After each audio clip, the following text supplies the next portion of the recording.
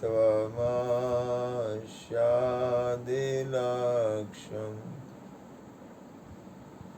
एकं नित्यं विमलम् अचलम् सर्वदि साक्षिभूतम्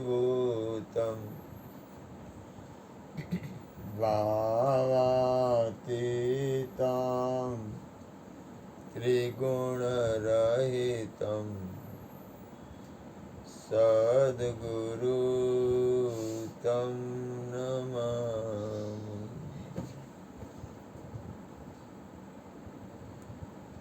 प्रगट गुरु हरिहर जीवन घट घट बोलनहार लाडले लाल कहे उन्हें मारू तजे तो मळे नहीं तारणहार।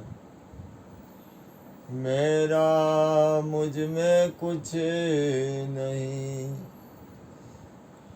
जो कछु है सो तेरा तेरा तुझको सौंप दिया अब क्या लगेगो मेरा। बोलिए सदगुरु महाराज।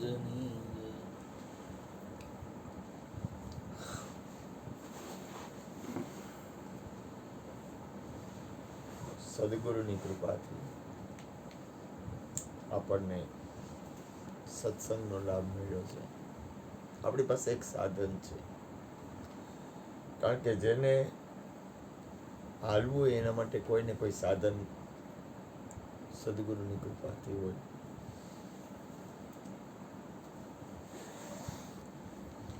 હવે આ સાધન આપણને એક શારીરિક સાધન છે અને આ સાધનમાં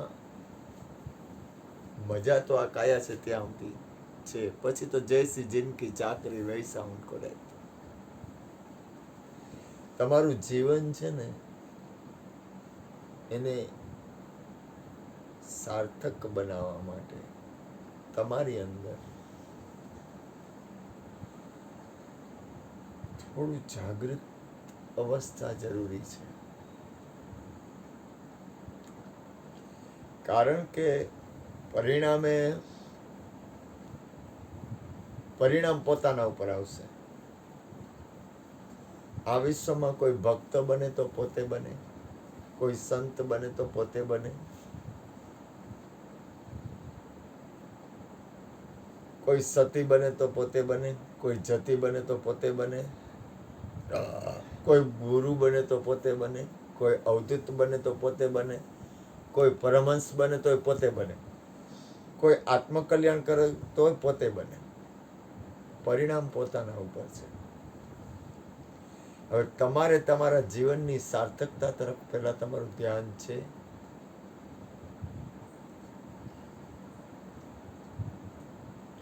આ દુનિયા, આ સંસાર એવું ન માનતા કે કોઈ કોઈને માને છે, કોઈ કોઈને એટલા માટે માને છે કે એની અંદર કઈક એવી વસ્તુ છે એટલે માને છે। ધ્યાન આપો। તમારી અંદર જો જીવનની સાર્થકતા તરફ ધ્યાન નહીં હોય તો મનુષ્ય જીવન ફેલ થઈ જાય।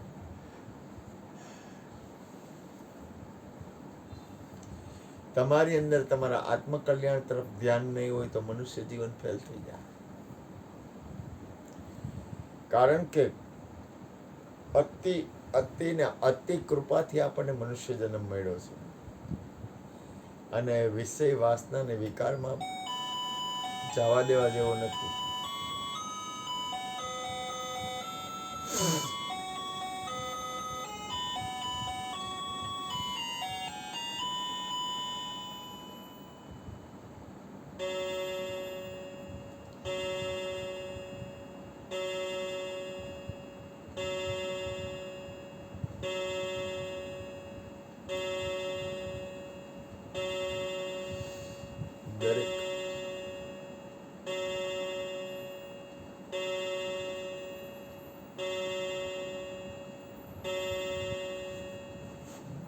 દરેક વ્યક્તિની અંદર કંઈક પડ્યું હોય, દરેકની અંદર. તો આપણે જોઈ લેવું આપણી અંદર શું પડ્યું છે. બીજું, આપણો સ્વભાવ, આપણી પ્રકૃતિ અથવા આપણા લક્ષણ એને આત્મકલ્યાણ તરફ કેળવવા. કારણ કે સંસાર જગતમાં પરિણામે કોઈ ફાયદો થાય નહીં.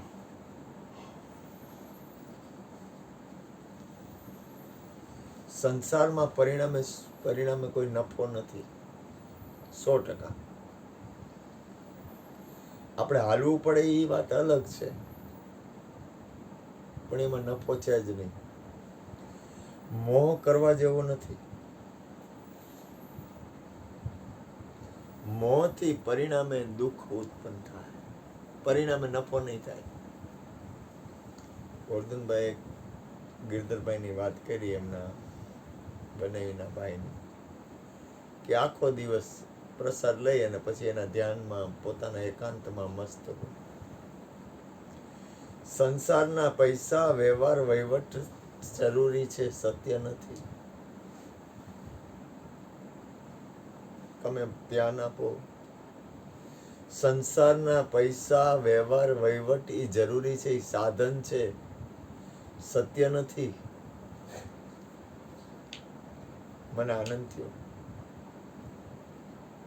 પોતાના જીવનની સાર્થકતા તરફ જ્યાં સુધી ધ્યાન નથી ત્યાં સુધી આપણું જીવન ફેલ જાય છે. આ દુનિયા છે, દુનિયા ક્યારે તમને ફૂલનો હાર પહેરાવે, ક્યારે કાંટાનો હાર પહેરાવે, ક્યારે માન આપે, ક્યારે અપમાન આપે, કાંઈ નક્કી નહીં.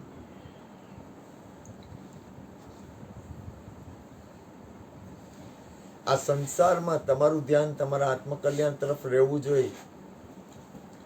તમારા આત્મકલ્યાણ તરફ તમારી જાગૃત અવસ્થા હોવી જોઈએ.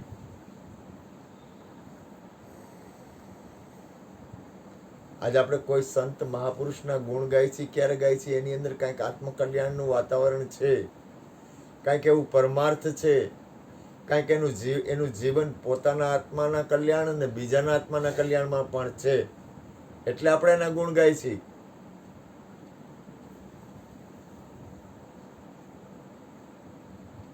આપણે કોઈ ગુણ ગવડાવવા કે સંસારની બાજીમાં કાંઈ જીતવું છે કે કાંઈ લેવું છે કે વ્યવહાર છે કે વહીવટ છે એમાં આપણે રોકાયેલા નથી. પણ આપણે કોઈ પણ ક્રિયા કરતા હોય, આપણા જીવનની સાર્થકતા અને આપણાથી દરેકનું મંગલ, કોઈ પણ જીવનું કલ્યાણ,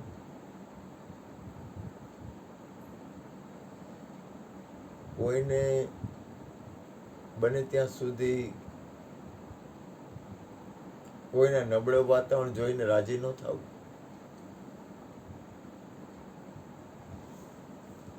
એ સારું નથી. કોઈનું સારું જોઈને રાજી થવું, કોઈનું સારું વિચારીને રાજી થવું, કોઈનું સારું કરીને રાજી થવું, અને કોઈનું સારું થાય ને એમાં ધ્યાન આપવું. આપણે હું લૌકિક બાબત નથી કહેતો, ધ્યાન આપો. મારો ભાવ લૌકિક બાબત માટે હું નથી કરતો આ વાત.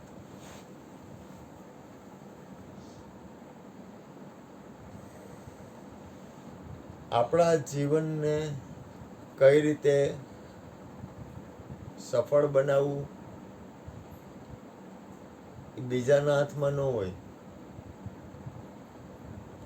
તમારી હારે કોઈ વ્યક્તિ મીઠી વાત કરીને વહી જાય, પછી જો એવું કઈ વાતાવરણ બનશે તો હસી પણ લે તમારા ઉપર. એના કરતા આત્મકલ્યાણમાં ધ્યાનમાં રહેવું અને કોઈનું બુરું ન વિચારવું. ધ્યાન આપો ભાઈ. મનુષ્ય જીવન છે ને એ આપણા હાથમાં બાજી છે. તમે તમારા જીવનની બાજી તમારા હાથમાં છે, બીજાના હાથમાં નથી. તમારે ને કઈ રીતે જીવવું, કઈ રીતે એને સાર્થકતા કરવી, અને કઈ રીતે આ શરીર મળ્યું છે એનો ઉપયોગ કરવો, સદુપયોગ કરવો એ તમારા હાથમાં છે. મારી ફરજ છે એટલે હું કહું. બીજું મારું ધ્યાન છે.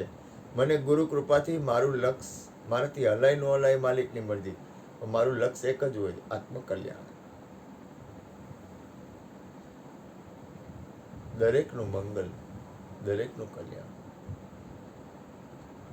બીજો લક્ષ્ય ઊભો થાય જ નહીં એમ.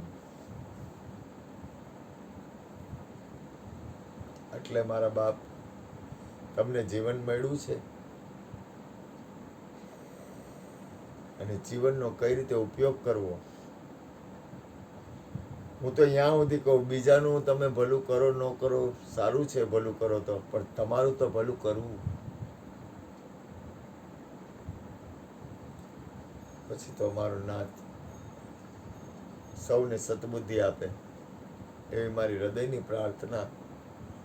તમારું ભજન તમારે કરવું એવી મારી પ્રાર્થના છે. તમારું આત્મકલ્યાણ તમારે કરવું, તમને જેમ હેલું પડે એમ. હું કોઈની ઉપર કોઈ પણ જાતની બળાત્કાર, બળજબરી હું મારું કામ જ નથી. નહીં, સપનામાંય નહીં. બોલું સદગુરુ મહારાજની જય. ગોરધનભાઈની અમૃતવાણીનો લાભ લઈ